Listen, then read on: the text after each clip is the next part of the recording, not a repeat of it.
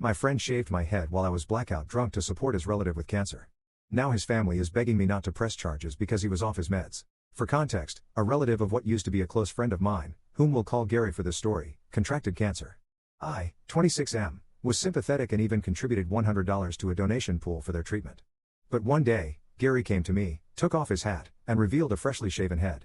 He told me that everyone in his family was doing it in support of his relative, as were many of our mutual friends. Then he asked me to join in. I told him I didn't want to shave my head because I like my hair. My hair is black, regularly combed, and well styled.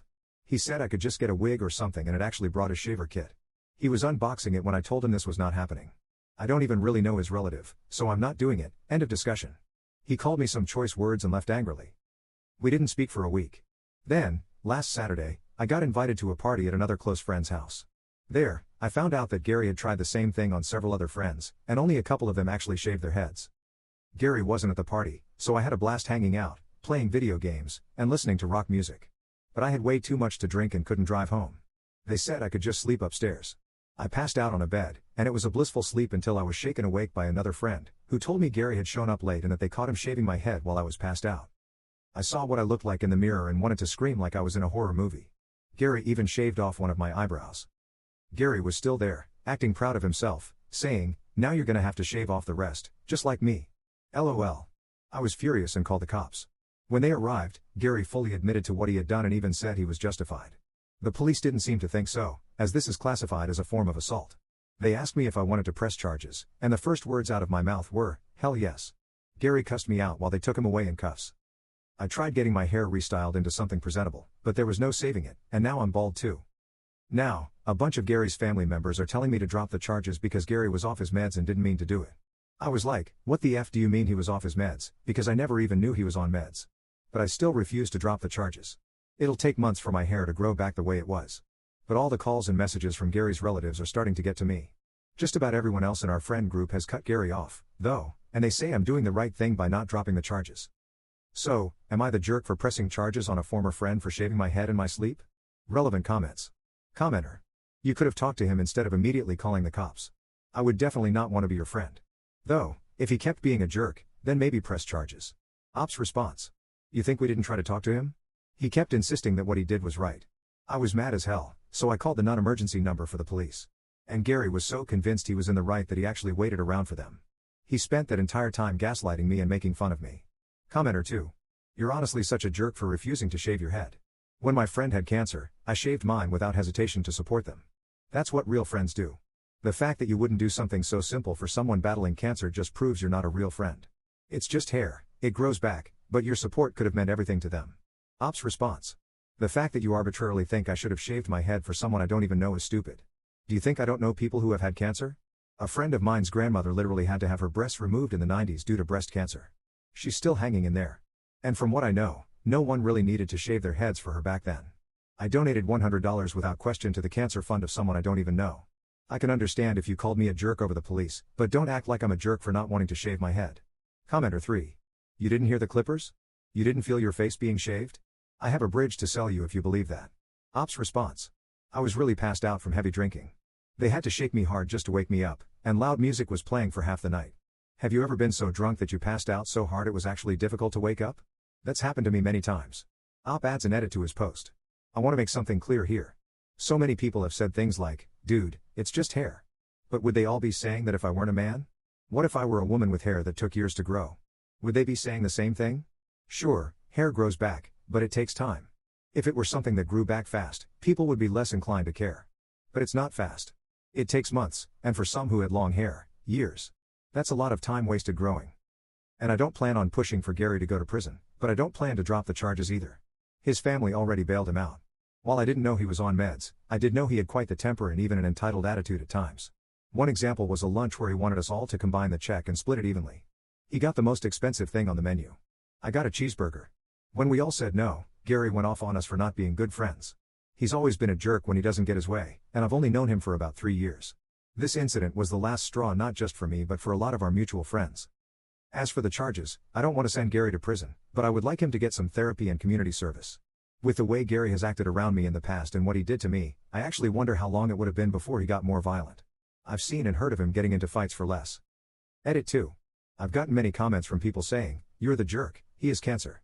If you actually read what I posted, Gary is not the one with cancer, a relative of his, whom I don't even know, is. And no, I don't know what kind of cancer. Gary didn't elaborate. He wanted me to shave my head for this person, and when I refused, he left in a tantrum, then shaved my head while I was passed out drunk at a party. Update 1 year later.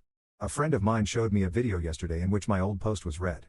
Honestly, I had nearly forgotten about it since I was only there to ask if I was the jerk or not. And since I don't want to go through the pain of trying to do an update on that subreddit, I thought I'd just do it here since entitled spells out Gary pretty well. Other than the shaving incident, he tried to get us to partially pay for his food multiple times by combining the check and dividing it equally, even though he always ordered the most expensive thing on the menu. Once, he even pulled the "I forgot my wallet" bit. He was described as a neckbeard by multiple people, including women he flirted with. He tried to get a married neighbor, who was older than him, to have an affair with him and later egged her apartment door when she refused. I only learned about that a couple of months after my original post, and no, Gary never faced any consequences for it. I also found out he stole several video games and DVDs from friends, mooched food and drinks from their fridges, and even went through a period as a squatter for 2 months by refusing to leave a house he'd been let into by a former tenant. The landlord actually paid him to leave. Gary is also an extreme hypocrite who contradicted himself more than a corrupt politician. For example, 1 minute he'd be anti-vax, and the next, he'd be complaining about other people who weren't getting the COVID vaccine. Pretty sure he never got it either. I can't believe I ever had any sympathy for this man. Editor's note, recap the original post here, I cut that part out. Gary's family harassed me and tried to make me drop the charges. Not only did I refuse to drop the charges, but I also reported the harassment to the police. The only problem was that it didn't bloody stop. In fact, it got worse, mainly from Gary's mother, and I can see where Gary got his charming personality from.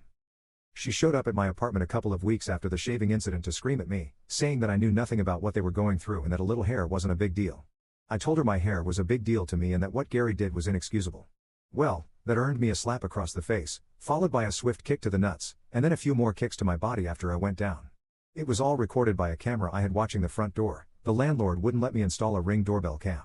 One of my neighbors saw her and screamed at her that they'd be calling the police. Gary's mom ran, and I ended up in the hospital with minor injuries, mostly just bruises, a black eye, and a sore groin. Gary's mother was arrested, and I filed a lawsuit against her for attacking me. I saw her in court twice, once for her assault on me and once for the lawsuit I filed against her for the assault. This woman had taken several self-defense classes over the years, so she knew how to fight. That led the judge to consider her a trained individual, and she was sentenced to 6 months in jail, given 2 years of probation, and ordered to pay my medical bills. She actually cried to the judge about the money, but he wasn't having it. It took some time before I saw her in court again for my lawsuit against her, as she was out of jail by then. I was awarded $10,000 for the harassment, emotional damages, and lost work hours, and she had to pay all court and lawyer fees. She cried about that too, saying she didn't want to pay anything to the man who had ruined her and her son's lives. But she had no problem paying when it came to both court cases. Around that time, I heard that Gary's relative with cancer had passed away. I don't know any details, just that they passed. I admit that was sad, but I never knew this person. Gary, however, had made their condition his hill to die on when he tried to make an example out of me. He ended up with probation and community service for what he did to my hair. He cut contact with our entire friend group and eventually moved away. Where to? I don't know. I don't care either. As for my hair, well, it grew back just fine. It took nearly half a year to get it back to how it was. My boss had me put out of sight for a while, and I wore a hat everywhere for at least a month. I did take that $10,000 from the lawsuit and combined it with my savings for a down payment on a house. So I've since moved into a much better place. I also have a girlfriend now who's living with me. It was a bit soon for her to move in, but there were extenuating circumstances. We're making it work, though, and I'm happy. Relevant comments. Commenter. Here's the thing, as a man, you may be reluctant to fight back against a woman, but she's no lady either.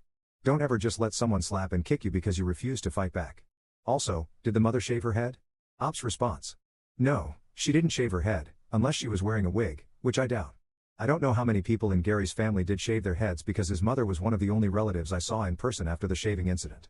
Otherwise, all the harassment was online and over the phone. And yes, I was reluctant to strike back, but that old woman was faster than she looked. And that shooting pain from being kicked in the nuts is something I never want to feel again.